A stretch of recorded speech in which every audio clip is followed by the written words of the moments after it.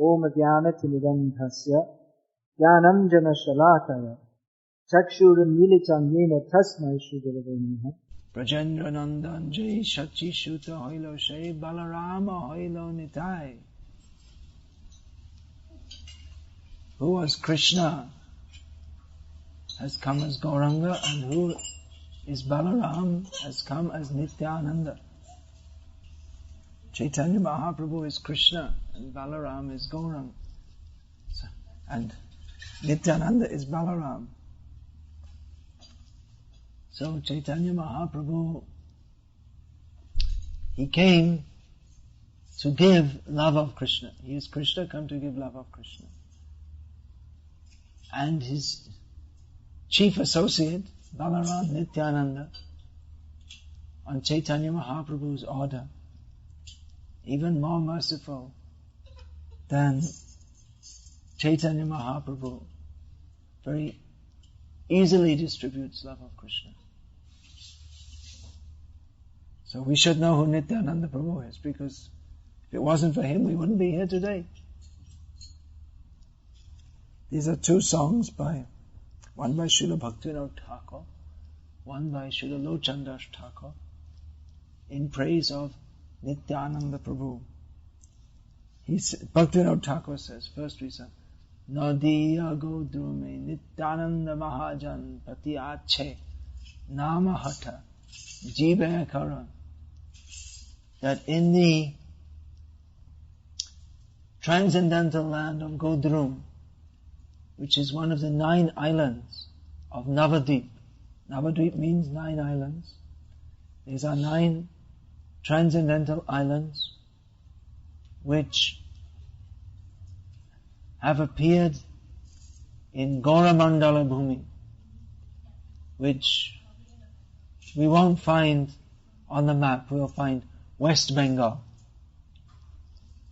Now if we see West Bengal, we'll think West Bengal has a communist government and big city, Calcutta, and so many industrial sites in Durgapur, Asansol, all these places, and lots of rice fields. But Gauramandala Bhumi is not exactly the same as West Bengal. The Gauramandala Bhumi. This is not Gaur, it's Gaura. Slight difference. That is the land in which Chaitanya Mahaprabhu has appeared. So that is, when we refer to Gauramandala, that refers to the transcendental land in which Chaitanya Mahaprabhu and his associates have appeared. So all this industrialization and communism and voting and this has got nothing to do with Chaitanya Mahaprabhu's pastimes. The real Bengal, or the real Paramarthik Bharat, has got nothing to do with it. In spiritual India, it's got nothing to do with all this industrialization. Mayavad, the mistaken notion that everything is one. It's even Hindutva. It's another material concept. It's not paramarthik. Those who promote the Hindutva for some, their artha, their purpose in doing this is not paramartha, is not spiritual. It's to get some votes or to establish some power base. Or what is the real meaning of being a Hindu? Of course, we don't find in the Vedic literatures this word Hindu at all. But there's some, what was originally considered Vedic culture is now called Hinduism. So, actual paramartha, or our topmost need, that has got nothing to do with these coverings of Maya that are now going on in India and everywhere else in the universe. So this Gauramandal Bhumi, Bharat itself is special land because that is described in Srimad Bhagavatam. It is the most important place in the whole universe for cultivating Krishna consciousness. In that Bharata Bhumi, the most important place is Gauramandala Bhumi, which in modern estimation roughly corresponds to the state of West Bengal, because that is the land in which Chaitanya Mahaprabhu appears. And we may say, well, there are many saints and many avatars, but avatar asa, Gaura avatar. The essence of all avatars is Chaitanya Mahaprabhu. Because, why do the avatars come? Why does Krishna come? Yada yada hi dharmasya glanya bhavati bharata abhyuthanam adharmasya tadatmanam srijamyaham paridranaya sadhunam vinashaya cha dushkritam dharma samsthapanarthaya sambhavami yuge yuge. Lord Krishna says in Bhagavad Gita that whenever there is a decline in dharma and a consequent and concomitant increase in adharma, at that time I come to annihilate the miscreants and to uplift the devotees and to re-establish the principles of religion. I come in every age. So this is what every avatar does. He comes, re-establishes religion, protects and uplifts the devotees, and suppresses or destroys the demoniac. But Chaitanya Mahaprabhu, Gaur Avatar, he does more than that. Chaitanya Mahaprabhu is described Anarpita chiring chirad karunya vatirno kalo samarpiyatam unatajvala rasa swabhakti shriyam hari purita sundara duty kandharva samipitam sada hridya kandhare spuritu vasachinandana. Rupa Goswami is giving the blessing, describing Chaitanya Mahaprabhu, that he came to give something which was not given before, even by any of the other avatars, even by Krishna. That which was not given for a long time, I mean, since Chaitanya Mahaprabhu came in a day of Brahma previously, which in our estimation is almost unimaginable. Many millions of years. Many millions. But Chaitanya Mahaprabhu came to give this, and the most astonishing thing is that he has come out of his mercy to give it in Kali Yuga, which is not a very suitable time for dharma, it would seem. On the face of it, Kali Yuga is a very adharmic age. Here all the principles of religion are neglected. And adharma, the prominent activities of adharma. What is that? Striya, Dyuta, Pana, Mada, this meat-eating, intoxication, gambling and intoxication, and illicit sex. These are the normal activities of Kali Yuga. But it's very astonishing that Kalim Sabhaji Antyarya Gunagya Sara Bhaginaha Yasmin Sankirtana Neva Sarva Swartho Palavyate Yatra Sankirtana Neva Sarva Swartho Palavyate. That those who are very intelligent, those who are very expert in discerning what is the real value of life, they consider Kali Yuga the best. Because in this Kali Yuga, despite all its innumerable drawbacks, there is one great quality, that by chanting Sankirtan, glorifying Krishna congregationally, then all our needs can be fulfilled, our spiritual needs.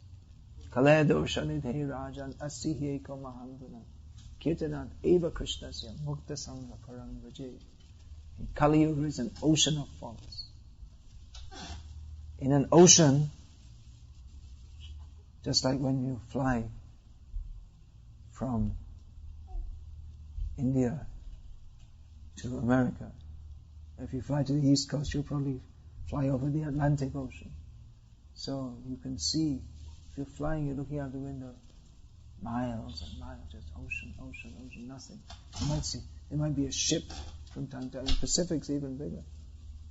So it seems just empty. And if you're in the ocean, a fish in the ocean, whether you go up, down, left, right, backwards, forwards, there's only water. So it's like that. Kali Yuga is an ocean of faults. Whether you look up, down, left, right, center, this way, that way, everything we find is polluted and contaminated. People's thoughts are contaminated. The whole society. Education is simply education how to go to hell. The family life is simply based on sense. Family now, they talk of the one-parent family. It's ridiculous. What is a one-parent family? It's the sound of one hand clapping. It's meaningless. Or now they're advertising 2 father families or 2 mother families, homosexual family. Very strange. Of course, it may be that even to say anything against this is illegal because the whole system is so sinful. Everything is. People think that eating their mother is normal, and eating their mother and killing their children is normal. Eating their mother means killing the cow and eating. And killing their children. I just saw a headline as we were getting on the plane, I think in Heathrow. I didn't pick up the paper, but the headline was that abortion is the front page. Abortion is the next prominent means of birth control. Because so many people getting pregnant, and not people, women. So many women getting pregnant, and it's too much. They're not taking their pills or whatever, so let's push abortion. So Kali, what to speak? Everything. That's why we say newspaper means Kali Purana. You can read what is going on in Kali Yuga. Everything bad.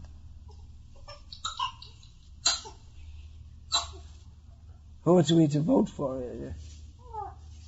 Bush or Kerry? They're both Kali Chalas, disciples of Kali Yuga. So if you vote for Bush, you vote for his sinful propaganda, his sinful, and if you vote for Kerry, you vote for his sinful propaganda. So they try to present we're doing good for America, but both of them can do nothing but bad for America, because neither they nor the general American populace know what is good for America. What is good for America? They should chant Hare Krishna and give up sinful activities, but they're a long way from this.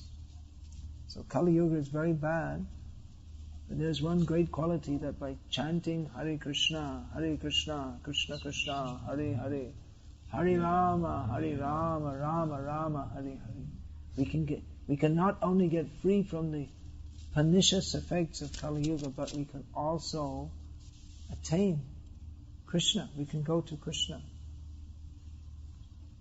So Chaitanya Mahaprabhu, Anarpita Charing Chirad Karuna Avatirno Kalo Samapyatam, he's very easily giving. Samapyatam Unutajvala Rasa, the highest resplendent, wonderful, transcendental exchange of Swabhakti Shriyam, that beautiful devotional service to his very self, because Chaitanya Mahaprabhu is Krishna. So Hari Purata Sundara Jyoti Kandamba Sandipita Sada Hridaya Kandare Spiritu Vasachinandana. So Rupa Goswami is kindly giving us the blessing that may that son of Sachi Devi, Chaitanya Mahaprabhu, who has appeared in a wonderful golden form, the Supreme Personality of Godhead, may he ever resplendently be situated within the core of your heart. It's very beautiful. Prabhupada has given a very beautiful translation. So Chaitanya Mahaprabhu has come, and his chief assistant is Nityananda Prabhu. So, no diya godru me Nityananda Mahajan, the great personality Nityananda Mahajan. It's an analogy given by Bhaktivinoda Thakur. Mahajan means great person. It also means business person. So he's made a trading station in Godrum, selling. What's he selling? The holy name. Not selling, but giving away, but some price has to be paid. And that price is that we should have faith. We should have faith in the process of chanting Hare Krishna. Anyone who has faith, would you like to come forward a little bit? Because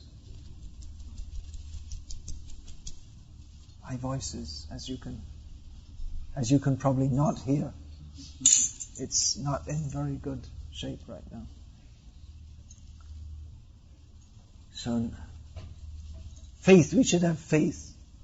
Somehow or other, if we have faith in the Holy Name, if our faith is awakened in the Holy Name, then we can receive the mercy of Nityananda Prabhu, who is distributing the mercy of Chaitanya Mahaprabhu.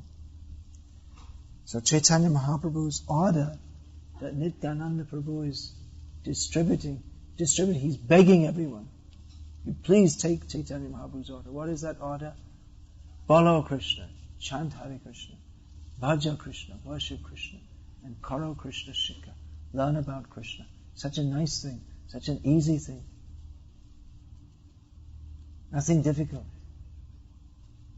But unfortunately, people don't have faith in this. They have faith in George Bush. They don't have faith in Krishna.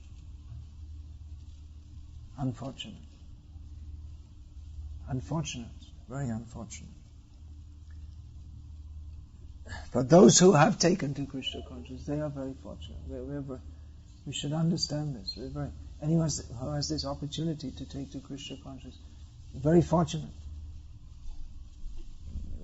We may hold back. Krishna asks us to surrender to Him. We may hold back because we have doubts, we're not sure.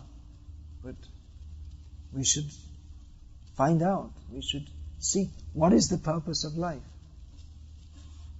What is the purpose of our life? To get a bigger TV, a bigger apartment, a bigger car,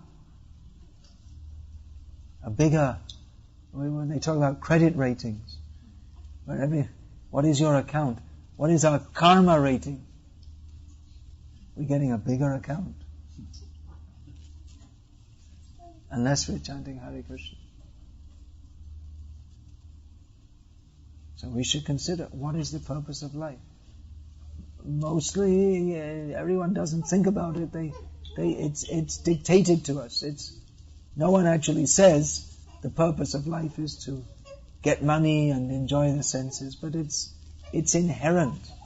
It's inherent in everything. In everything that's said in the newspaper advertisements, in the TV, in the education system, in what everyone says, the whole culture is one of ignorance of the purpose of life. That the purpose of life is simply to enjoy the senses. Foolish. Monkey culture. The monkey is also very active. How to enjoy sense gratification. You don't get monkeys jumping around Newark, probably, but anyway, everyone knows monkey means a foolish, mischievous creature.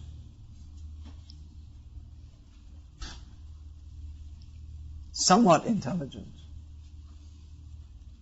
So human being may be somewhat intelligent, but in modern society especially, they overrate their intelligence because they can talk about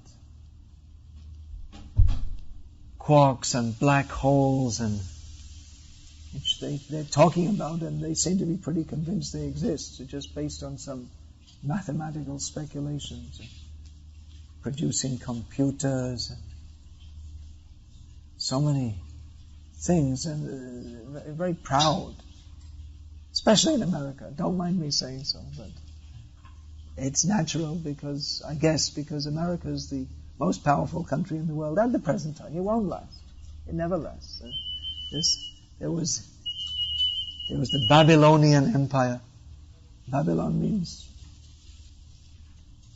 Saddam Hussein's country. Now it's George Bush's country. He's trying to make it his country. That was the most powerful civilization at one point, and then Babylonian and Egyptian. They were in the Greek Empire, the Roman Empire, the British Empire. Prabhupada, when he came to London, he said that when I was young, we always heard that the sun never sets on the British Empire. But I came to London and I found that the sun never shines in England. So the sun has set on the British Empire. And now America is the most dominant. Prabhupada also said that the British are it's not in his books, it was a private comment when he was just with one or two devotees, that the British are the most puffed up people in the world. So America never wants to be outdone by Britain, so it may be, because that's the tendency, we're the most powerful, we have the biggest nation, and everyone is following us, so the tendency is very, very proud. But if we have transcendental knowledge, we can understand that we may be born in America, we may have an American passport, but we are not the body. We are not America. America is just some name given to this country. Who gave this name, America? Anyone knows? Don't know. Someone must have given the name at some point in time. Maybe it was Christopher Columbus. Who knows? Was it Columbus? So someone gave the name. And we happen to be living here now, but we won't stay here forever. And even America won't stay here forever, because the whole universe will be sucked up it'll all be destroyed, and all matter will enter the body of Mahavishnu. So even before that, long before, at the end of every day of Brahma, all the planetary systems below the Janatapa Mahasatyaloka, they're all destroyed. So people, they're very proud, I'm American. What is this? So everyone's attached to Janani Janma Bhumischa Swargameva Gariyasi. There's a saying, Sanskrit, that our mother and our motherland are more glorious than heaven. So that tendency is there. Everyone tends to think that my country is so wonderful. Because I'm from here, so I was born in America, so it must be the best country. Or I was born in Ivory Coast, so it must be the best country. Never mind that most people in the world never heard of it. But I was born here, so all the rest of the world's in ignorance because they don't know the glories of this wonderful land. So everyone's thinking like that, and this great illusion, this thinking of myself is very important, and where I live is very important, but we're not important. Krishna is important. And if we don't understand that, at least we should consider what actually is the purpose of life and try to fulfill that. What is the real purpose of life? What is life all about anyway? This modern society, we're living so fast, running so fast, so busy, no time to think. What is the meaning of it? We never think. Bhalo manda kai pari heri chintahi kabu nabhavi nabhavi e deha charibo konodin. It's Bhaktivinoda Thakur again. He's written so many wonderful things. He says that I eat. Sometimes I eat nice food, sometimes not. Sometimes I see nice things, sometimes not. Sometimes I wear nice clothes, sometimes not. But I'm carefree. I don't care. Whatever, everything's okay. But I never stop. I have no worries, no problem. But I never consider that one day I will have to give up this body. Carefree life. Well, what does it matter? Not thinking. I have to give up this body. What happens after that? And standard answer, when the body is finished, everything is finished. So, Christian, and then you believe in Jesus and you go to Jesus. You'll go to heaven. What they mean by heaven, they have no idea. But they just, by some dogmatic faith, they consider that you have to be bathed in the blood of Jesus. A very horrible idea, actually. And whatever that means, I don't know what they meant. You can never understand what they meant by that. To be bathed in the blood of Jesus, and then you are saved. So some slogans do not constitute the purpose of life. Simply having some slogans, bathe yourself in the blood of Jesus, this does not give us actual understanding of what the purpose of life is and how to achieve it. This so-called belief in God is someone who will help me to enjoy myself. Who is God? What is our relationship with Him? This we should seriously consider. So, Bhaja Krishna, Bolo Krishna, Karo Krishna Shikha is required. We should understand. Krishna Shikha means the instructions given in Bhagavad Gita as it is. We should understand this. We should take time out. We're so busy, but we should take time out to study what is given by Krishna in Bhagavad Gita. And apply that in our lives by chanting the names of Krishna and worshipping Krishna. Aparada shanna hoy laha Krishna nam, Krishna mata, Krishna pita, Krishna dhana pran. And then chanting the holy names without offense. So that is, to understand what it means to chant without offense, that means to have the attitude of pure devotional service to Krishna. Which it's a very specific thing. It's not that, well, I can believe in God in any way I like. But we find Bhakti Rasamrita Sindhu, the complete science of Bhakti Yoga, what it means, pure devotional service, means to act, think, and speak in a manner that is pleasing to Krishna. So then we have to know what that is. We have to know who is Krishna, what does He like, how can we act in such a way that is pleasing to Him. And if we don't know this, then we can't be free from the offenses that block our advancement in Krishna consciousness. So we have to learn about Krishna, and we have to learn about the science of Bhakti Yoga. Then by doing so, we can become free from the offenses that block our advancement in Krishna consciousness. The commonly made offenses to consider, chant the name of Krishna, but to consider that Krishna is just one of many gods. But that's specifically one of the offenses, to consider that all the gods are the same, or that the name of Lord Shiva, or the even great demigods, yes, tu Narayanam Devam Brahma Rudradi Daivatai Savat Venaiva Viksheta Sapashandi Bhavadruvam. If one thinks that even demigods of the stature of Brahma and Shiva are equal to Lord Vishnu, that is an offense. Because Vishnu is supreme, matavparataram nanyat, kinchit asti dhananjaya, as Krishna says in Bhagavad Gita. No one is equal to Him.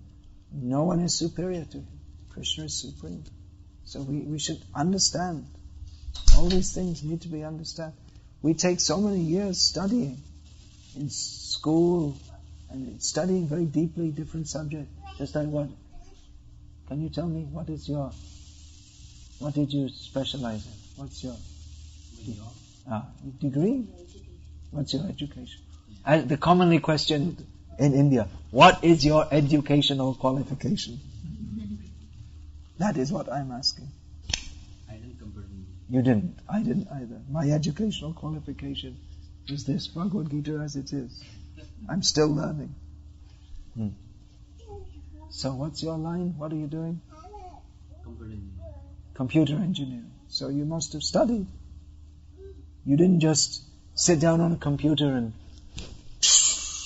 not typing, but you're taking it out and taking out the motherboard and all this. So you had to study. You must have invested a lot of time in studying that, right? What about yourself? Accountant. You're an accountant. What's that qualification called? It's in America. It's different. America, CPA. CPA, yeah. So that requires a lot of study, more than most. Lawyers, doctors, and accountants. They're the ones who have to really cram it in, more than others. And you cram it in, and cram it in, and cram it in, and then when you've crammed it in enough, and you do work for a little time, and then you can really start to make the bucks. You can earn lots of money. Yourself? You're in computer science, all right. So like this, you've studied, you've all spent a lot of time studying. Why? So that for a better future, right? So, that better future, however better it may be, it won't last forever. It won't last very long. So, is it not wise to spend time investing in our eternal future by studying Bhagavad Gita as it is? Does that not make sense? We invest so much time in preparing ourselves so that we can be well situated in this life, which will be over very soon. So, of course, we have to do something for livelihood, income, all these things. Those who are grihastas, they're supposed to have some occupation. But even more important is to acquire that knowledge which will be for our eternal benefit. So that knowledge is Bhagavad Gita as it is, Srimad Bhagavatam, all these books. Transcendental knowledge. So that requires, throughout our lives, we should learn. Just like whatever line you're in, you have to keep up with it, isn't it? Especially computers, it's changing all the time. Computer science. So you have to be abreast of all the changes. You never stop studying because there are always new things to learn.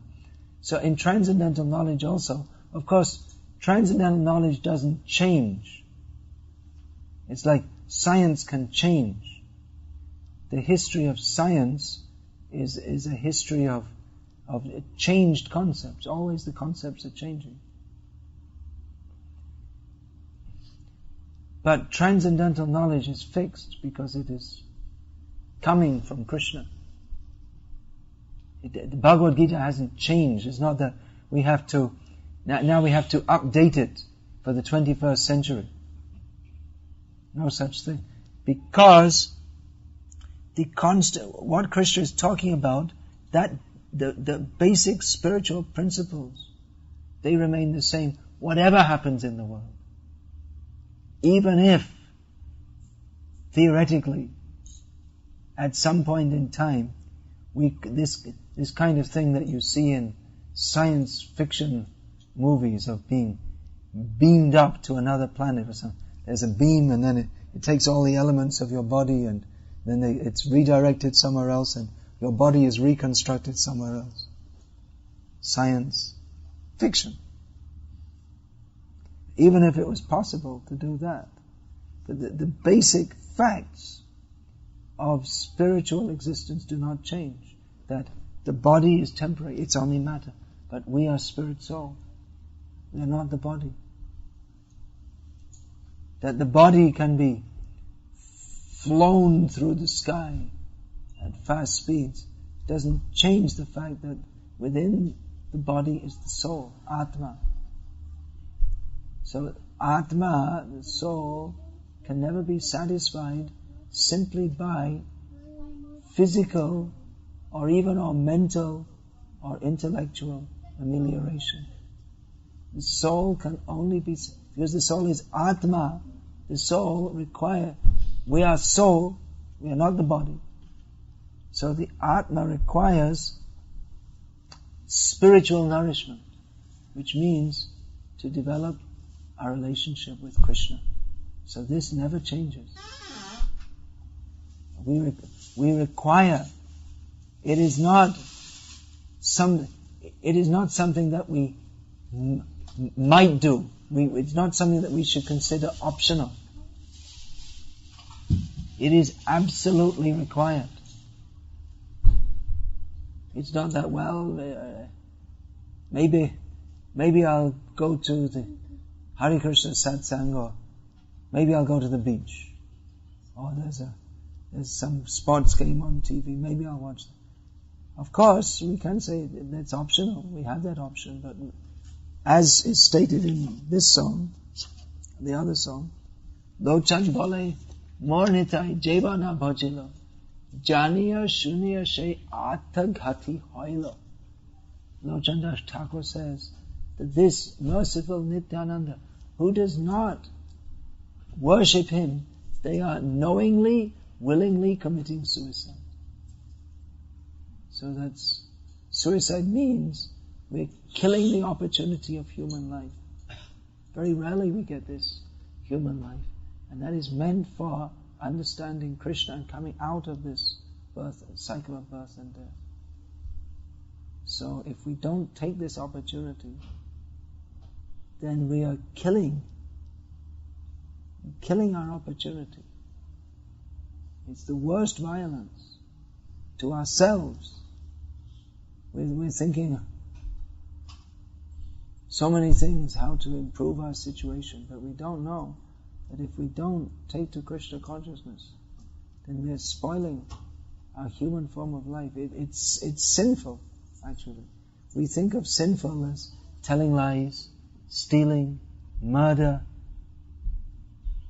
but it's sinful to waste the opportunity of human life, to just squander it for eating, trying to improve our manner of eating, trying to improve our manner of sleeping, getting a better bed. They've invented so many different kinds of beds. Water bed. Isn't that supposed to be like the bed par excellence? Water bed. I don't know, I never saw one, so, but it's something about, anyway, they're trying to they're advertising different mattresses, and you can sleep with some recording of the ocean or something like that.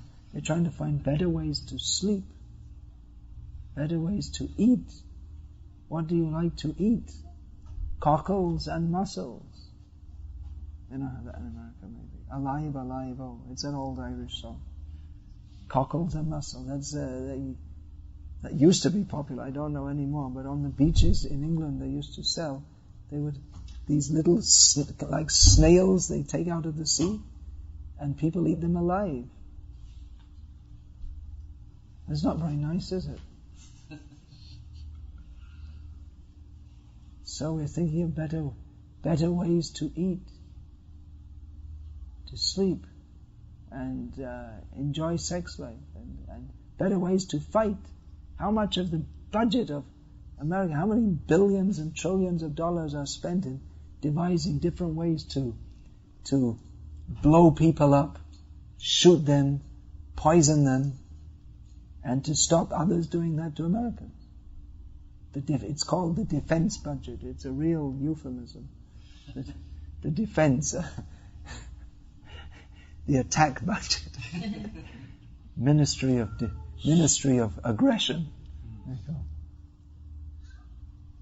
So eating, sleeping, ahara nidra bhayamaitunamcha samanam etat pashubhenarana. The animals are doing the same thing: eating, sleeping, mating, and defending. So what's so great about being a human if we're doing the same? Very sophisticated. We're very proud. We have satellites orbiting in space which are watching the troop movements of our enemies. That is the same propensity as the two dogs come up on the street. They bare their teeth, snarling at each other. It's the same propensity. The unnecessary aggression, fighting, and the fear of others. These are animal propensities. Dharmo hitesham adhiko vishesham dharmena hina pashubhya naranam. The special privilege or opportunity of human life is the opportunity to find out Krishna. Krishna anusandhan. Search for Krishna. But if we don't do that, then despite our big buildings and big defense budgets and waterbeds and pornography and all these things which distinguish modern civilization. Pornography at the flick of a button. You just go on the internet and you can have everything imaginable and unimaginable. Better not to imagine. These are the facilities. But if you haven't imagined, they'll supply it. The demoniac civilization. So spoiling the human form of life. It's a very simple thing to understand. The human and the animal both have the propensity to eat, sleep, mate and defend. So the animal propensity plus dharma makes a human being, right? Animal plus dharma equals human being. A plus B equals C. So C minus B equals A. So human minus dharma equals animal. So we should at least be human beings. Minimum. But it's very difficult to be a human being in a society which is promoting animalistic propensities. It's very difficult even to lead a human life. What is considered by Vedic standards to be human life, human doesn't mean to have two legs. If one has got the animalistic propensities, he may be a human being, but in Vedic language is called Dvipadda Pashu, an animal with two legs. And maybe a more vicious animal, just like that. The animals, they don't eat their mothers. In human society, we eat our mothers, so-called human. And child killings, you kill your own child. Some of the snakes do, or some fish, guppies, they eat their own babies. But that's not very civilized, to kill our own children. So it's soul-killing civilization.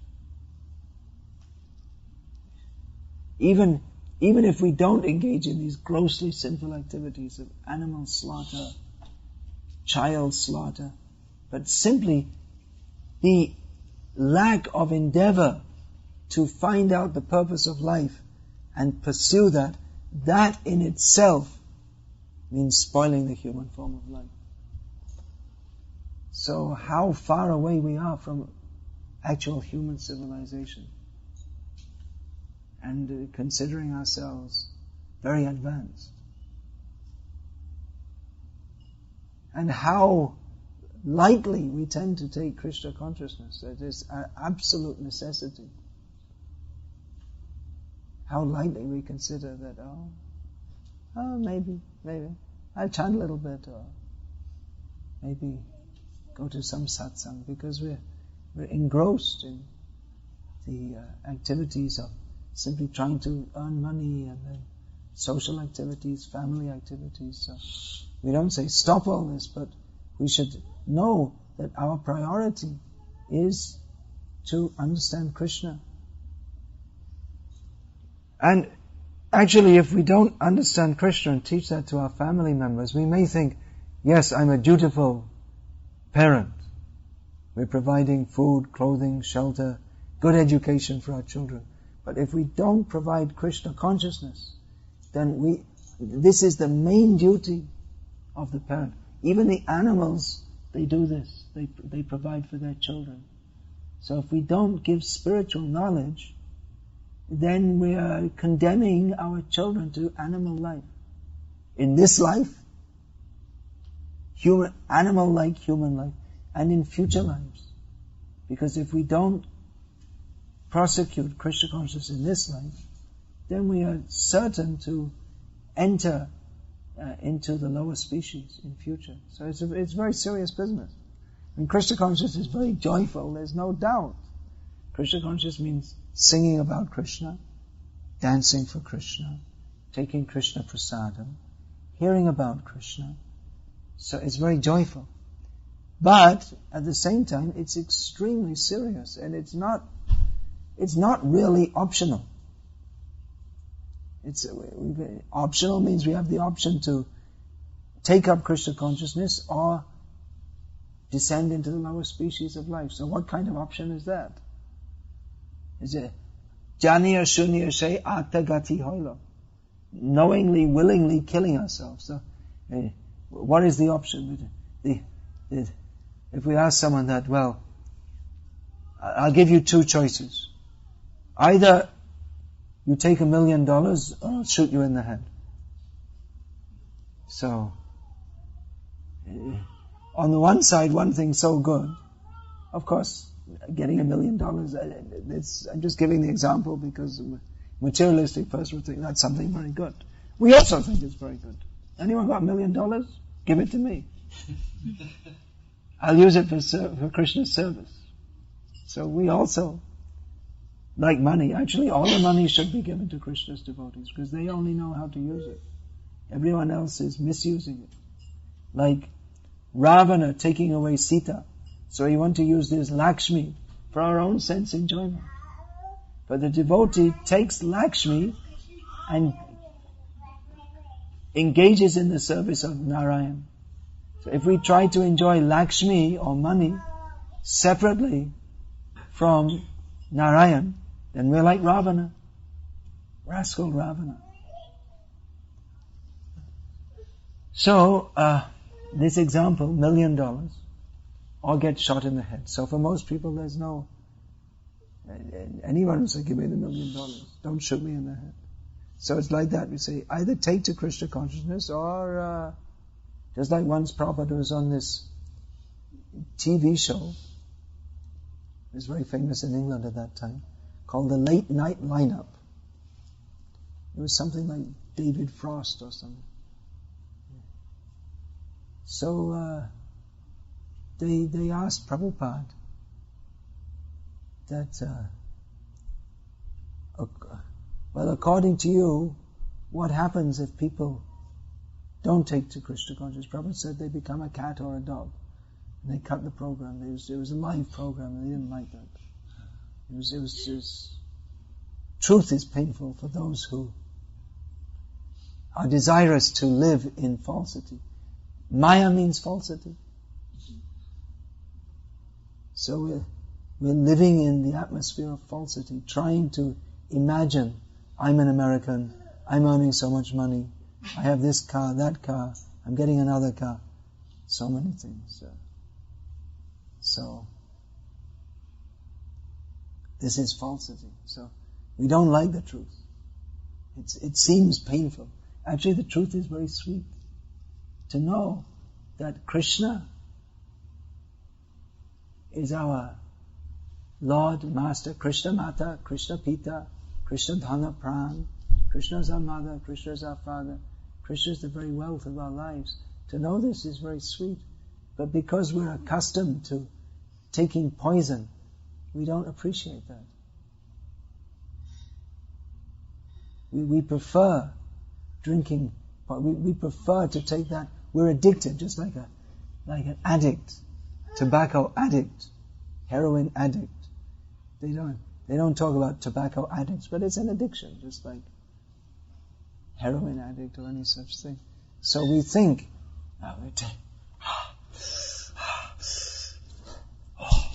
feels so good to take that cigarette, but it's not for our benefit. It may temporarily feel good, but it's not for our benefit. So the whole of material life is like that. It may superficially appear pleasing, but it's not our self-interest to do anything but to be Krishna conscious.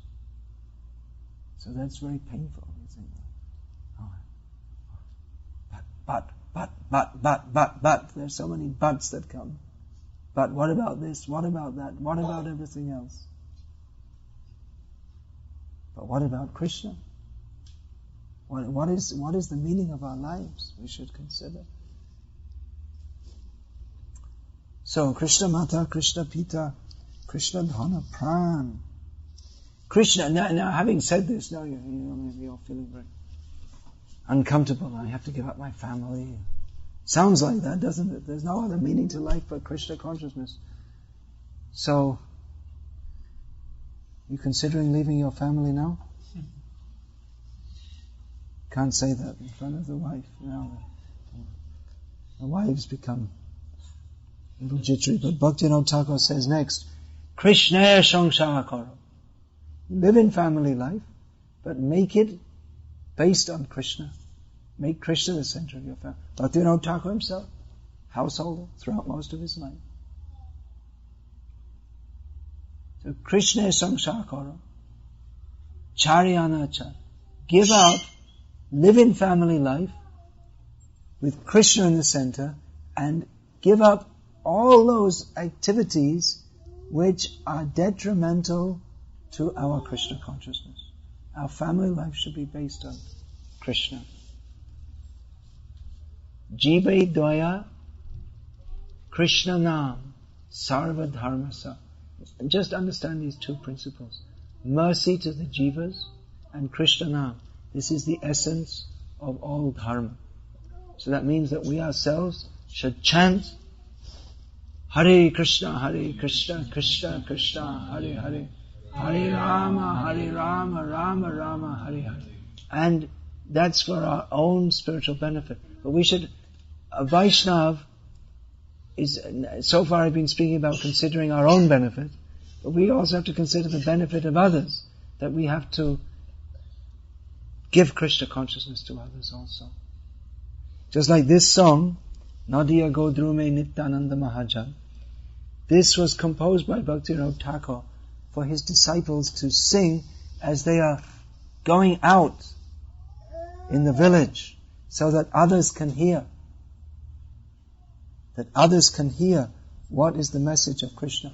Bolo Krishna, Bhaja Krishna, Karo Krishna, Shikha. Here's another song about Nityananda. We just sung this for those of you who weren't here. We were just singing about Nityananda Prabhu, and we're discussing with Nityananda. Nityananda means always happy. How can we be always happy? Nityananda means that happiness that is called, just like Bhaktivinoda Thakur, he composed this song in Godrum, in his house, which is called Swananda Sukata Kunja. What is that ananda? What is that pleasure? That is the pleasure of the soul, the natural pleasure of the soul, is to serve Krishna. So Nityananda's, his eternal bliss is that of Krishna consciousness. So Lochandas Thakur, another great acharya, he has composed this song. When we say that the Vaishnava acharyas, they compose these kirtans, actually what is kirtan? Kirtan is glorification of Krishna. That is the natural function of the soul, to glorify Krishna. So it's not like they sit down and they try to write some poem. It's not like that. But rather, kirtan is the activity of the soul. It springs naturally from the pure soul. Kirtan comes automatically. Kirtan is not a function of the tongue, the mouth, the air coming through the wind box. That is not a function of the body. Kirtan is a function of the soul. It is the principal function of the soul, to glorify Krishna. So, these acharyas that we say compose these kirtans, but actually it, just like a spring comes automatically gushing out of the earth. So, similarly, the glorification of Krishna comes naturally from the great acharyas. Their writings, Bhaktivinoda Thakur, he wrote so many songs are full of transcendental instructions, so many books. This is kirtan. That is why we are enjoined to, it's better that we may think, well, I'd like to make up my own poems about Krishna. But better we sing the songs or recite the shlokas which are given in Shastra and which are given by the acharyas, because this is eternal. Just like we can say, Bhaktivinoda Thakur, he was in this world, he was mostly active in preaching Krishna consciousness in the latter half of the 19th century. So we may say that this kirtan which we just sung, this is a product of latter 19th century Gauriya Vaishnavism. It is not. This is eternal. These kirtans, they are eternal. We may say Bhaktivinoda Thakur composed it at such and such a time, but it is this glorification that he has done. It is not something that appeared, that came at some particular point in time and will be lost. Now, externally it may appear like that. That previous to Bhaktivinoda Thakur penning this, it was not extant in human society. And probably at some point, in some point of time, again people don't know who is Bhaktivinoda Thakur. They know who's a big sports player in America. There must be some Olympic hero. You're not following the Olympic Games, you don't know. I trust you're not. So, it's probably still going on. Huh? I really don't know. So, anyway, there's some big sports heroes. Who's the famous sports hero in America?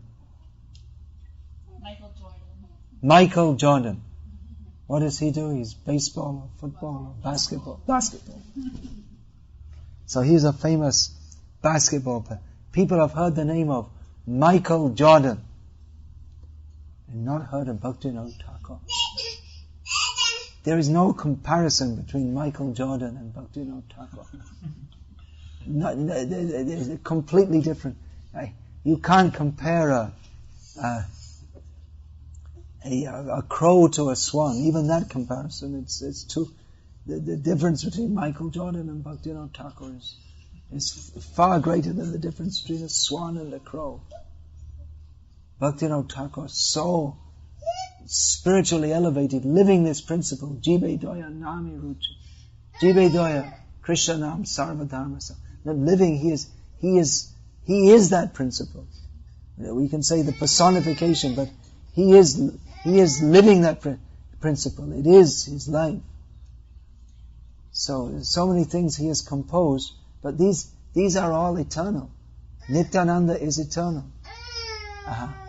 That Narottam Das Thakur says, Nitaya charana shatta tahara shebaka nitta. The lotus feet of Lord Nityananda, they are real, they are satya. We've heard Satyam Shivam Sundaram. What is that Satyam Shivam Sundaram? What is that? What is it that is eternal, auspicious and beautiful? That is Nityananda. Nityananda is also named for Krishna, but particularly this refers to Balarama Avatar, Nityananda. So, Nitaya Charana Satya. It's not that because the unfortunate people in America have heard of Michael Jordan and not heard of Nityananda, that Michael Jordan is more important than Nityananda. They don't know this, therefore, they're also described, Ahankare Mattohaya Nitai Pada Pasharya. Then, Asatyare Shatta Kariman. Due to this false ego, considering self. We are American, or whatever it may be. We are Nepali. We are this. Because of misidentification with the body, we become insane, and therefore we think that someone's ability to throw a ball into a basket constitutes greatness. Very unfortunate. Ahankari, they're forgetting Nityananda.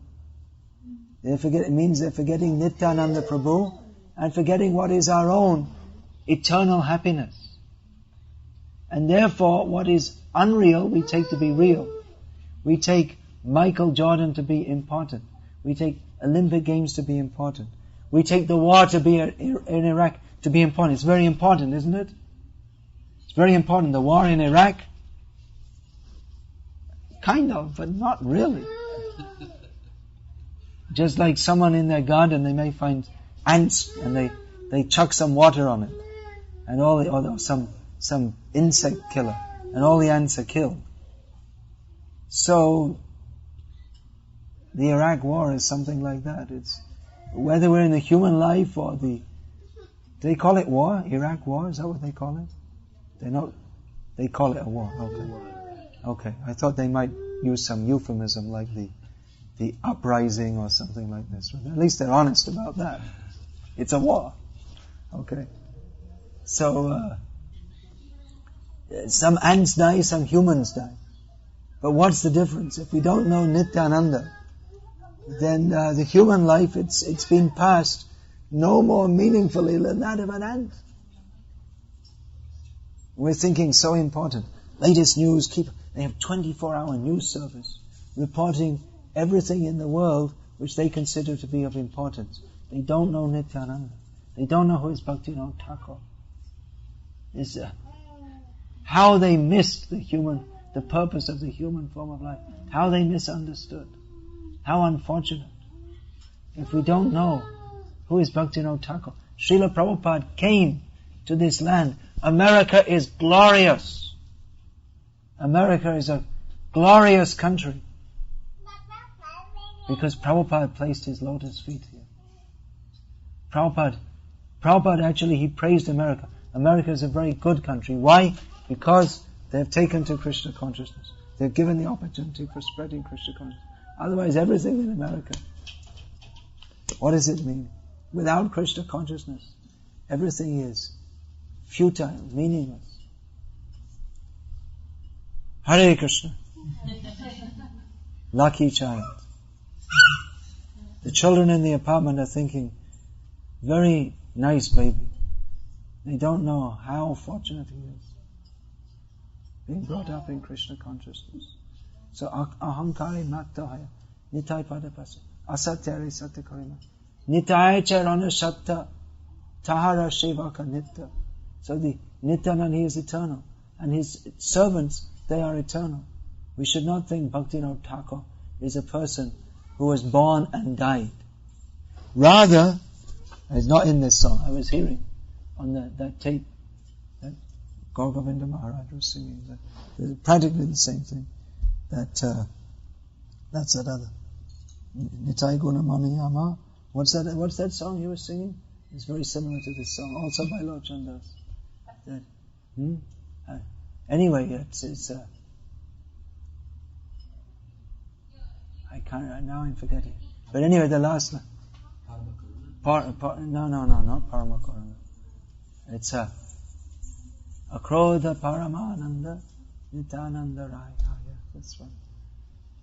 Abhimana Shunna Nitai Nagare Bere. So he finishes that song that Lochan Bole Shei Papi Elo or Gelo. Someone who takes birth without worshipping Nityananda. What can we say about them? They came and they went. Their life was completely meaningless. They came and they went. But nothing in between. Simply they were born, they lived for some time and they died. But no Nityananda. Life uselessly wasted. So, if we don't know about Nityananda, we don't know who is Bhaktivinoda Thakur, we don't know who is Prabhupada, we don't know what are their teachings, and our life is simply spoiled. Either it's spoiled as a bum in the street, drinking methylated spirits. They call it methylated spirits in this country. It's probably got another name. What are they? That's what they drink in England. Because it's paint thinner, and it's methyl alcohol. So when you can't afford ethyl alcohol in the form of whiskey and all this, and you need something hard and strong, you can buy paint thinner, ethanol, which is it's more poisonous than ethyl alcohol, but it gives you I don't know, but it gives them the same kind of kick. It's very cheap. So this is what the real hardcore alcoholics drink. So that's like the lowest strata of human society. Of course, eating your mothers, that's not very high class either. But anyway, whether you're a wino, let's say, that's a bit up from a paint thinner drinker, or whether you're a what's this, gaslighter, sniffer. They must do that in America, right? Some people do that. They don't do that. They don't do that. In England they have different degraded habits. Glue sniffer. It's a little bit different culture there. So. In America they do it a little differently. So in this country they sniff glue. And in England they sniff lighter. Hare Krishna. So whether you're doing that, or whether you're a chartered accountant with $1 million house and 3 cars in the driveway, even though there's only 2 people living in the home. Simply spoiling our lives. If we don't know who is Krishna, who is Prabhupada. Prabhupada came to this country and people don't know. They know who Michael Jordan is. Such an idiotic culture. So foolish, so unfortunate. So at least most of you are coming from India. Well, you probably also don't know. Who is Nityananda Prabhu? And generally, he's known among Bengalis and Oriyas, but he's not only for Bengali and Oriyas. He's for all of us. We need to know. We need to inform our children also. So all these things, you've got a lot to learn. How many years spent learning how to be an accountant? Now if we can understand that you should examine, do an audit of your own spiritual bank account. Now my bank account is building up. We should see also, what is our karma account? What is our spiritual account? Do an audit. How is it going? Are we bankrupt? Practically everyone in Kali Yuga is bankrupt. But we can fill our spiritual account by the mercy of Chaitanya Mahaprabhu and Nityananda. Even though we're totally bankrupt, no chance of getting any credit. No one will give. Even these companies that advertise, no credit, no problem. But in our case, it's just no credit, no problem. And some guy whose his favorite activity is sniffing glue, if they come up, then no credit, no problem, not for you. We're not going to give you a loan so you can buy more glue. Because there's no chance you're going to pay it back. So we're in that kind of position spiritually. That not only do we not have any credit, but we're hopeless cases. But Nityananda Prabhu is very kind, and he gives spiritual credit to anyone who approaches him with a little humility and faith. So we should fill up our spiritual account very quickly, because we don't have much time. Life is going away so quickly. Who was that telling the other day? Can you remember that someone had told, I think that was in Birmingham, so I can't remember where. Someone was saying that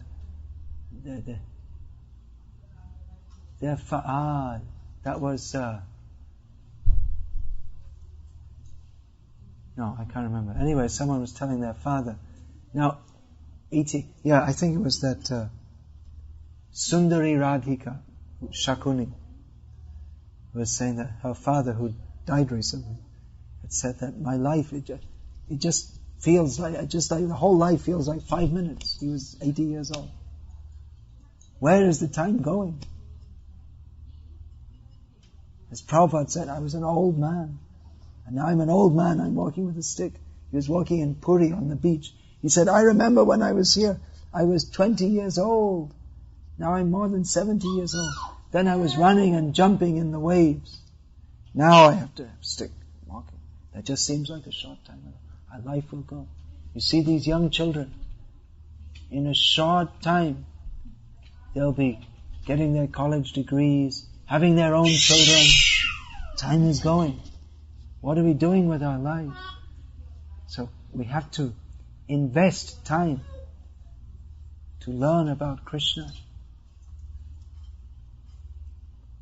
Of course, learning about Krishna is not a drudgery, whereas learning about, unless one really has some fascination for it, some people do, but learning about computer engineering or whatever it is, even if we're interested in the subject, there's a lot of drudgery, isn't it? I mean, accountancy, did you feel great joy when you were studying all those years? Studying accountancy, it's kind of mechanical, isn't it? There's not a lot of joy in that, studying different accounting systems. But studying about Krishna is it's actually very pleasing, because we're learning about Krishna, who is Satchit Ananda, Satyam Shivam Sundaram. So that is the cause of natural bliss for the jiva. It's very wonderful to learn about Krishna, but we have to do it. Anyway, I'll go quickly through this. Lochandas says, Nitai, he is just like a jewel composed of wonderful transcendental qualities. My Nitai. And he has, this is all allegorical language. He has poetical language. He has brought a flood of Krishna prem, love of Krishna, and drowned the whole world. Bringing that flood, Nitai came to Gauradesh, Bengal. He drowned all the devotees in love of Krishna. But those who are stubbornly reluctant to be Krishna conscious, they floated. I will not drown in the ocean of love of God.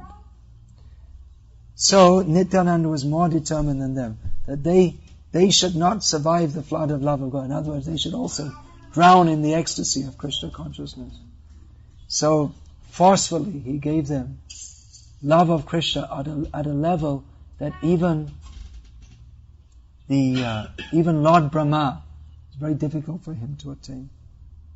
So this Nityananda, bringing the unlimited ocean of mercy, he cut a canal from that ocean, and going door to door, he flooded everyone in the nectar of love of Krishna. So Lochandas, the composer of this song, says, My Nitai, whoever does not, considering he is such a merciful person, that those who do not worship him, Lochandas says, they are knowingly, willingly committing suicide. So, here today we are having a suicide, what do they call that? Therapy session. Now, probably you haven't been thinking of suicide. I hope not. But everyone is a suicide case. They have the suicide hotline, right? The Samaritans. You phone them up, say, well, I think you committed suicide. And they say, well, I know what they say because I never phone them up. But anyway, they're trained up to talk you out of it. They're very sympathetic. I'm looking as if someone can give me some guidance, but I suppose none of you ever phoned them up. Right? So they're thinking, they're trained to speak in such a way to talk you out of it. So here today we're having a suicide therapy session, that we're all killing ourselves without Krishna consciousness, without taking Krishna consciousness very seriously. We're spoiling the opportunity of human life. So we should take Krishna consciousness very seriously, understand Krishna. We should make our lives, order our lives in such a way that we can come towards Krishna. We can advance in Krishna consciousness. Otherwise everything else will pass away very quickly. But whatever material so-called progress we make will all be finished very soon. But advancement in Krishna consciousness, even if we don't achieve the topmost perfection in this life, that is to our eternal credit. We will get that will go on in the next life. We'll get the opportunity to go further. But actually, if we take to Krishna consciousness very seriously, we can go to Krishna in this very life. So we should do so. We should take that opportunity very seriously. Hare Krishna. Is there any question about this? Yeah, please. The next question comes, how to. That's the next subject. Sambandha, Abhideya, Prayojan. First, what is our relationship with Krishna? First of all, we should understand we have a relationship with Krishna. And how to develop that. Shravanam, Kirtanam, Vishnu Smaranam. It's a big process. How to do in the modern age is more difficult because the modern age everyone is rushing. There's like an Olympic Games rush, 100-meter dash. That I will run ahead of you. We'll all run together. They're running 100-meter dash speed, a marathon. The whole human society, how to go to hell. Everyone is running to hell. So in this, the modern culture is highly conducive for forgetting Krishna. So how to be Krishna conscious? Well, we have to take good association, be very serious. First of all, we have to make a sankalp, very serious vow that I must dedicate this life to Krishna. And proceed from there.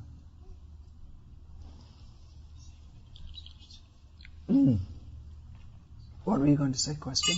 Yeah, Sambandha, Abhideya and Prayojan. And if we do that, if we order our lives in such a way that we develop Krishna consciousness, then the result will be we will attain Prayojan, the actual need, our real need. What do you need? What do you need to make your life better? If you could choose anything to make your life better, what would you choose? A new car? A bigger house? What would you choose? We should choose that thing which will fully satisfy us forever. And we think, well, there's no such thing. There is. And it's what we all need. And that need is to redevelop our love for Krishna. This is our real need. So these are the Sambandha Gyan, knowledge of our relationship with Krishna. Abhideya, acting in that relationship. And Prayojan, our real need, attaining love of Krishna. What's your question? Well, you mentioned about the love of Krishna and how we can give love to everyone by giving Krishna. So when why the general people are giving least priority to real true love? The reason why are people giving least priority to real true love, to love of Krishna? Well, that's the whole story of the material world. Krishna Vahimokoya Bhogavancha Kare Nikatasta Mayatare Japatiya Dhare. Because we have been inimical to Krishna from time immemorial. We desire sense gratification. And Maya gobbles us up. Because we're not inclined to Krishna. Therefore, because we're practiced in that way since time immemorial for millions of lives. So we think it's natural not to be Krishna conscious. Due to wrong training. Self-deception for millions of lives. That can be rectified by taking to the process of Krishna consciousness.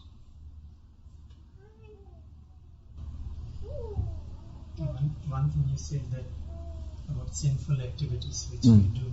How we will know that we are really doing the sinful activity? How can we know what is sin and what is not sin? That we have to understand from Shastra. People don't know. And therefore they have their own humanistic moral standards. Just like, is abortion right or wrong? And they have so many different arguments. We can know it's wrong. How can we know whether it's right or wrong? There seem to be pros and cons. You see, a woman should have the right to do what she likes with her own body. Or, you see, if the child is born and we don't have enough money to look after, then the child won't be very happy, so better kill it quick.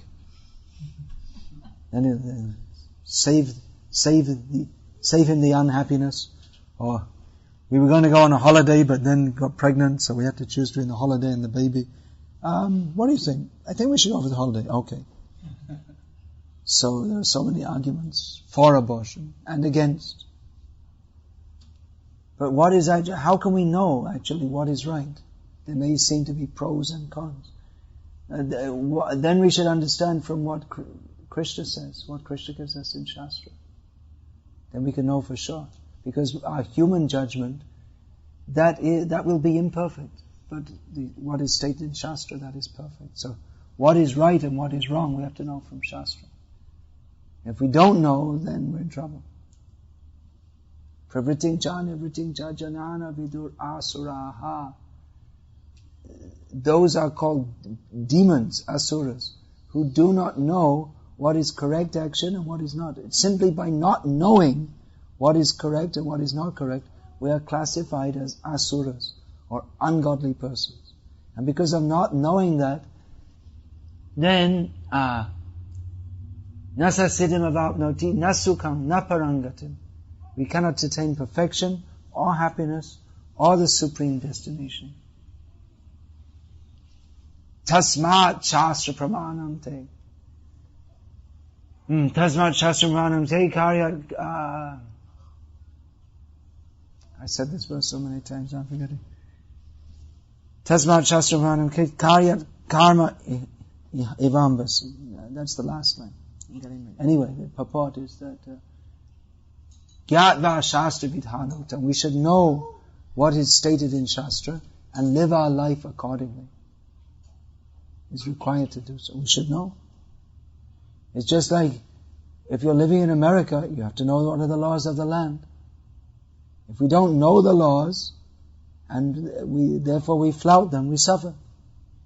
So if we don't know what, of course, it's unfortunate that the law sometimes forces us to do sinful activities because they make up the law without knowing what is the law of God. So the law may require us to do something which is not correct. For instance, it may be required that you send your children to school, and in the school they teach you this atheism, Darwin's theory.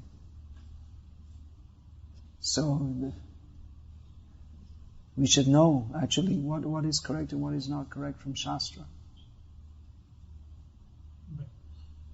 Tasmat Shastra Varnam Te Karyam Vyavastito. That's how it goes. Gyatva Shastra Vidhanotam Karya Karma Ivamasi. Yes. Maharaj, just on that same point, when Chaitanya Mahaprabhu, he accepted sannyas, the reason why he accepted sannyas was because society did not accept him as a grihastha, because he was, when he took sannyas, okay, it's like, it's a natural for society to accept person who's in the renounced order of life. In America, if we want to make an impact on people, they're not going to accept people who are sannyasis. Modern society today, they give more importance. Like 500 years ago, they gave respect and importance to sannyas. But in American society today, they don't give respect to sannyasis. They give respect to money. They give respect to power. They give respect to. So therefore, we should get money and power. If devotees, like, if they're like, they're using these for Krishna's service, then why should we? We should. So the proposition is that Chaitanya Mahaprabhu took sannyas to make an impression on people, so that to facilitate his preaching. But in modern society, people don't respect sannyas; they respect money and power. Therefore, devotees should get a good position in society for preaching. For preaching, yes. All right, that's possible, but there are some very significant differences also between Chaitanya Mahaprabhu's taking sannyas for preaching and the proposition of being well placed in human society specifically for the purpose of preaching. The differences are that the accepting sannyas, the very lifestyle is conducive to developing Krishna consciousness. Whereas the lifestyle of living among materialistic people and trying to accumulate the things that they accumulate, money, power, position, it's intrinsically opposed to the development of Krishna consciousness. It means taking bad association. The education that we have to get for getting this the education is filling our heads up with all things which are nothing to do with Krishna consciousness or even opposed to Krishna consciousness. So it could be said like this, and it is possible, but practically speaking, it's very, very dangerous because we spend so much of our time filling our heads with and engaging in activities which are intrinsically not only not favorable to Krishna consciousness but unfavorable to Krishna consciousness. And we don't have, if we're pursuing a career, it means we have to put in so much time and energy, and then we don't have time to prosecute Krishna consciousness. So we're at the same time, our time is going in activities which means asat sangha. And we don't have time to become spiritually strong by taking the satsanga of hearing and chanting and associating with devotees. So it may be said that we'll do that for preaching, but if we don't have the strength and the knowledge that comes from serious practice of Krishna consciousness, and instead, if we're going to get ahead in a career, then we're going to have to keep up with the others who are materialistic people who are very much dedicating their time and energy to that. So we're going to have to dedicate at least as much. So these are the dangers. It's possible to say like that, but it's not a very clear analogy, because Chaitanya Mahaprabhu is taking sannyas. That gave a situation which enabled him to fully engage in Krishna conscious activities, whereas pursuing a career means, by definition, that we have to focus on something which is extrinsic to Krishna consciousness. Maharaj, sorry if I gave the impression of pursuance to education and career, but devotees have those qualifications, or they're. If you have it, all well and good. But we shouldn't think. But we shouldn't. It's also not exactly true that people in America respect these things so much. I don't know America exactly, but I don't know now because I'm living in India. I don't live in America or England. But I was brought up in England, raised in England. That's what they say in America. They don't say brought up. They say raised, right? So at least in our generation, most people didn't give a damn that much whether someone was a PhD or whether they had a big position on this and that. And people who are actually sincere a little bit sincere to know the purpose of life, they want to see who are you as a person, what is your behavior. So, it may be, if you have some position, this, that, people may respect, okay, he's a PhD, or he's earning $50,000 a month or whatever. So people may respect that a little bit, but I don't see they respect it that much. If we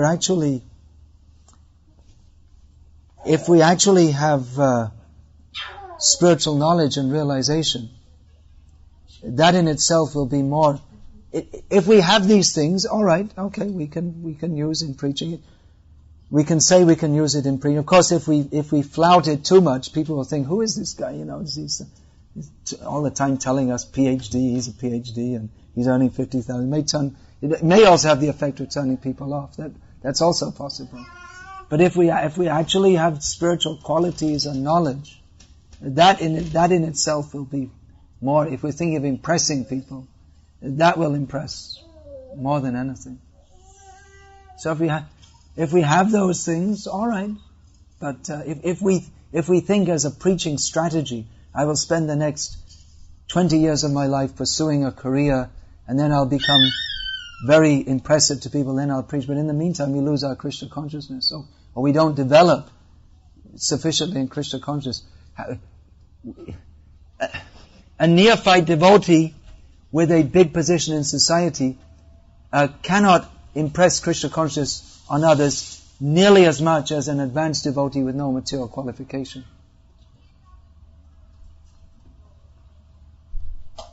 Bhaktya sanjataya bhaktya. Bhakti comes from bhakti. So we may, in the language of Bhaktisiddhanta Saraswati Thakur, there is morphology and ontology. Of course, these are not words that he made up, but he used them in a particular context. Morphology is it means the study of the body. So, but he used that. It's just like the body and the soul. So he in his parlance, morphology meant the building big buildings, giving sannyas, because sannyas, it doesn't change the heart, but it may make an impression on people. So all these things to make an impression on us, building big buildings, inviting big people to our worldly big people, the governor of Bengal, to programs organized by the Gauriya Mata. This is the morphology, which is supposed to make some impression. But the morphology is not that is maybe required for preaching, but the ontology, or the actually having Krishna consciousness, that is what is required. Otherwise, the body without soul is a dead body. So the Krishna consciousness movement may have big buildings and so many things, but without the life of Krishna consciousness, what is the difference between the temple and any other building? And it's a body without life. It's dead body. So prana chetar shehetu pracha. Those who have got the life of Krishna consciousness, they can preach. So if someone has these qualifications, all right, from previously, all right, or even, you see, here we're speaking general principles. So it's not that we're saying that, don't pursue a career, or we're not saying that.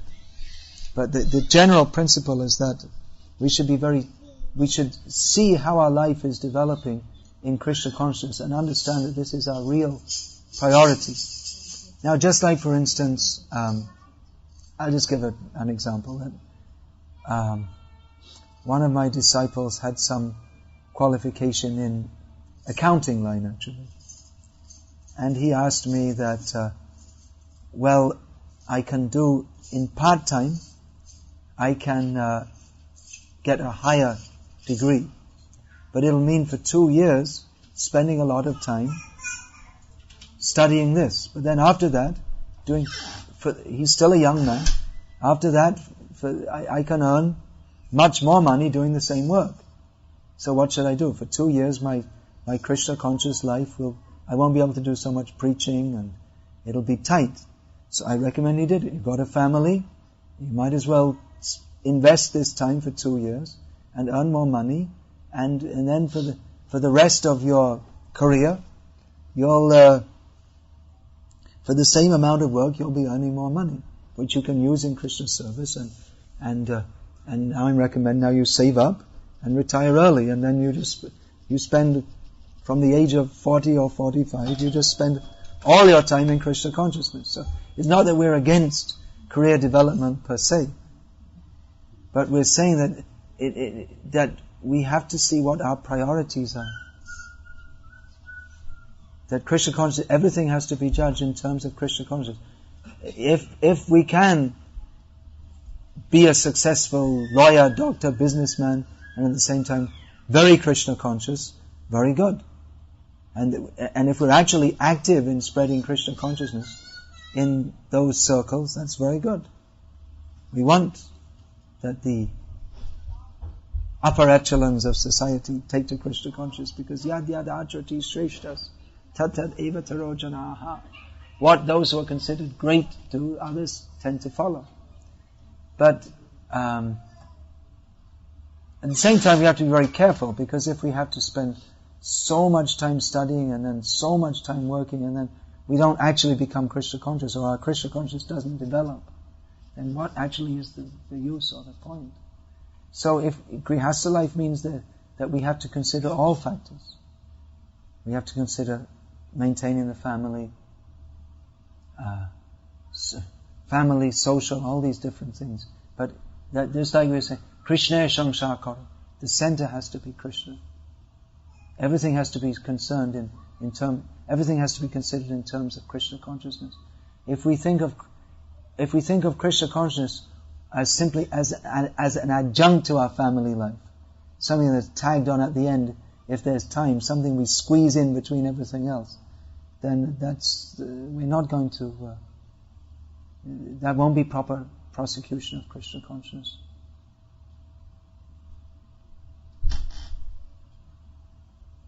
Hare Krishna. Anything else?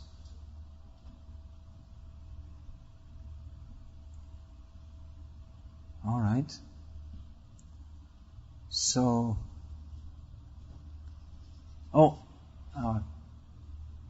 Kirtaniya left. My voice is a little better now, but I think I won't sing because I have many places to go and I have to talk. So if I sing, I may lose my voice more. Unfortunate. Yeah? Like you were talking about, for example, if you go to college for accountant degree or something, so you're going and you have tests that measure your progress, and then you have a goal, which is to get the degree. So how in Krishna consciousness can we measure our progress? There's no bhakti meter. There's no such. You can't put a. There's no machine. It's non-material. And even we can take tests. We can take Bhakti Shastri degree, which is good. We should do. But that passing of Bhakti Shastri degree doesn't test our advancement in Krishna consciousness. It tests our knowledge of it. Well, there are symptoms which are described in Shastra. Bhakti Pareshanubhavo, Viraktiranyatra is the very simple test. How much we're experiencing Krishna. And concomitantly, how much we are detached from everything else. That is the test. Bhakti Pareshanubhava Viraktiranyatra. How much we're becoming enlivened in Krishna consciousness, desiring to serve more and more, and becoming detached from everything else, which has got no direct connection with Krishna consciousness. So this is the test.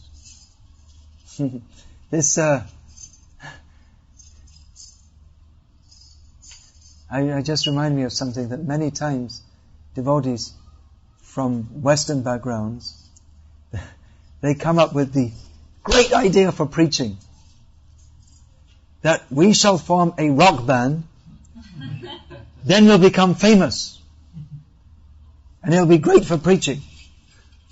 But how many rock bands become famous? There are hundreds of rock bands, and it's not such an easy thing to become famous.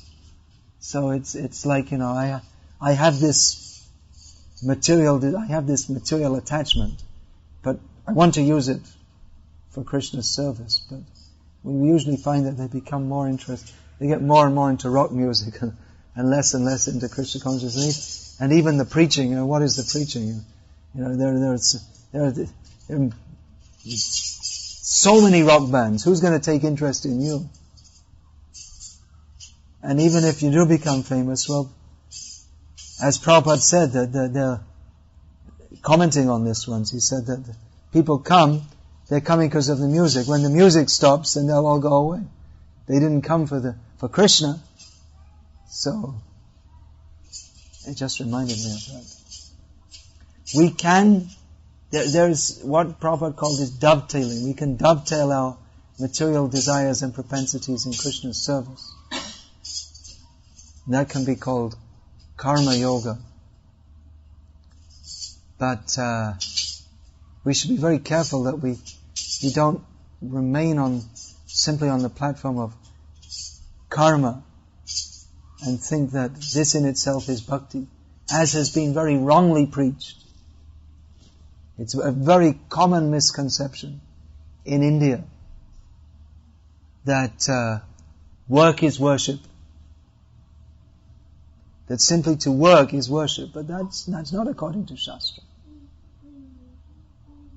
Simply to work, if we offer the fruit to Krishna, that is the beginning of karma. That we can say is karma yoga, but that's not Shuddha Krishna Bhakti. There's a difference between karma and pure. Pure devotional service is defined as anyabhilashita shunyam karma jnana nadyanavritam anukulyena krishna anushilanam bhakti rutama. Where we no longer have any desires for material advancement, either on the gross material platform or on the mental or intellectual platform, and only perform activities pleasing to Krishna. That is pure devotional service. So we can dovetail our material propensities. That means if we desire to be a doctor, we can be a doctor for Krishna. If we desire to be a lawyer, we can be a lawyer for Krishna. But pure devotional service means that we do what Krishna wants of us. Which may be, if that we are a lawyer, that he may want us to be a lawyer for Krishna. Just like Arjuna was a Kshatriya and he said, I don't want to do this. Krishna said, you be a Kshatriya for me.